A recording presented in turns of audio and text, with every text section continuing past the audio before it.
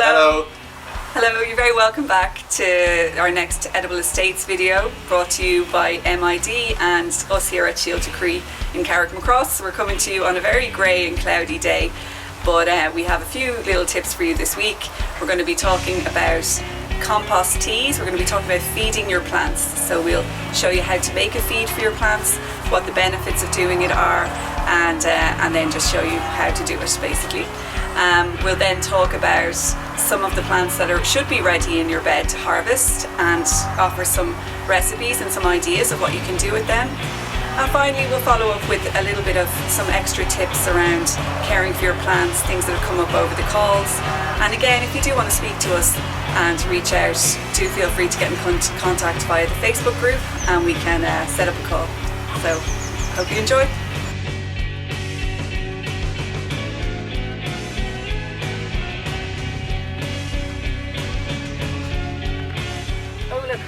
Beans starting to develop here on the broad bean.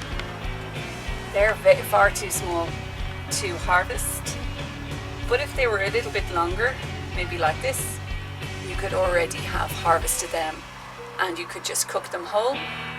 Or if you prefer, you can wait until they're 2 times the size of that, until they're really big and fat and you can see the shape of a bean on the inside. Maybe another few weeks and you could harvest them and separate out the beans and have lovely little broad bean treats. So the peas, again, we've got a couple of different peas coming up here. None of them are really ready to harvest. We have a few different plants in here, and we have 3 beetroot plants who snuck in, and this one's getting to be quite big, so I think we're gonna harvest this, and but we're just gonna make sure not to pull out the other ones. Just loosen it and twist it and then pull it out. Its roots intact. It's not that big. We could wait a bit longer for a bigger one, but because I have a few extra ones, I also want to create a bit of space for the other remaining plants.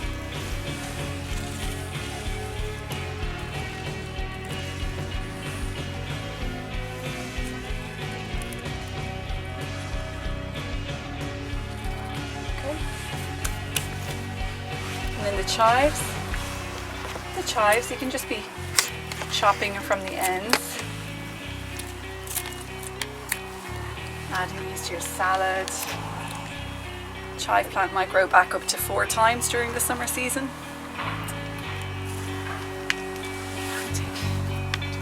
Chop these guys.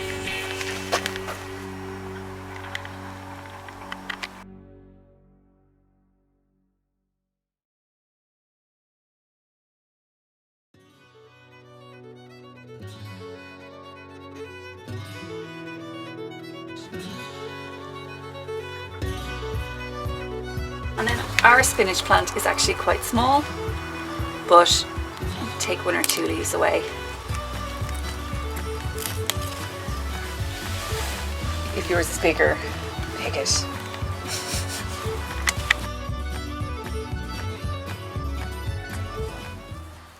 So we're going to make a comfrey and nettle tea. This is comfrey from the garden.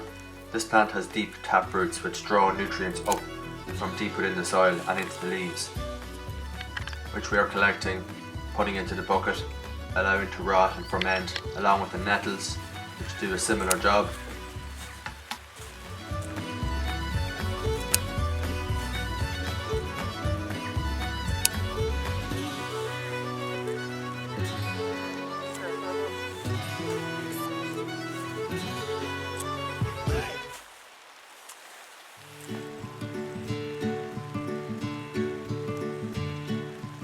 Then we're going to add water to this bucket. Just enough to cover the plants and then weigh them down. Something heavy. Using a brick and a stone here. That was close by. Hello. And then cover and leave it to ferment for 2 weeks. Now here's one we made 2 weeks ago.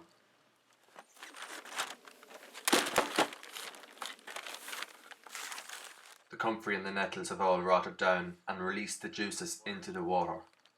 And the smell of this is really, really pungent now. So just going to add a little bit more water and stirring it up.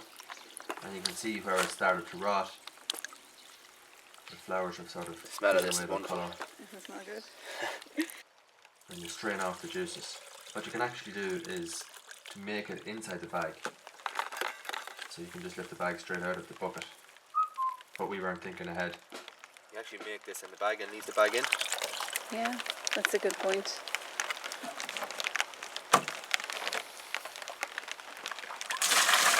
And then that's quite strong. I'd say we should top the rest of it later. Yeah.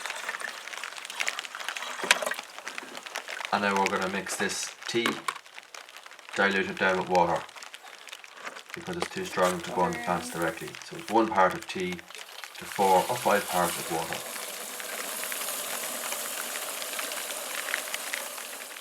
And then we'll apply it to our plants every 2 weeks. Smells so bad.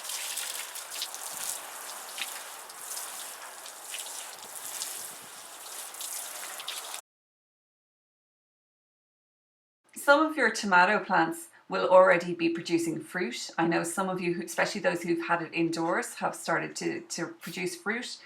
But if you want to plant it out into your bed, we recommend putting it into the same bed that you have your potato plant in, because they're from the same plant families. We'll talk about that in a later video.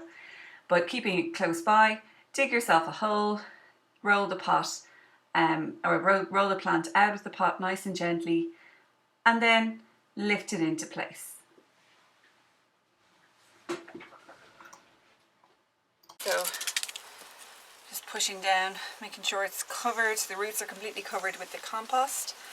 And then I'm going to stake it back up because it still kind of wants somewhere to go. Although you could also droop it along the side of your bed. We might put something on the side of the wall there.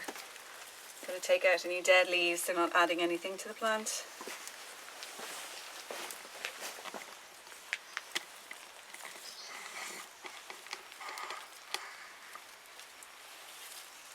I think I'll stick it up. And then this plant will really benefit from the comfrey tea, you know, really benefit from the feed. So making sure to feed your tomato plant, feed your potatoes and your brassicas as well in this bed.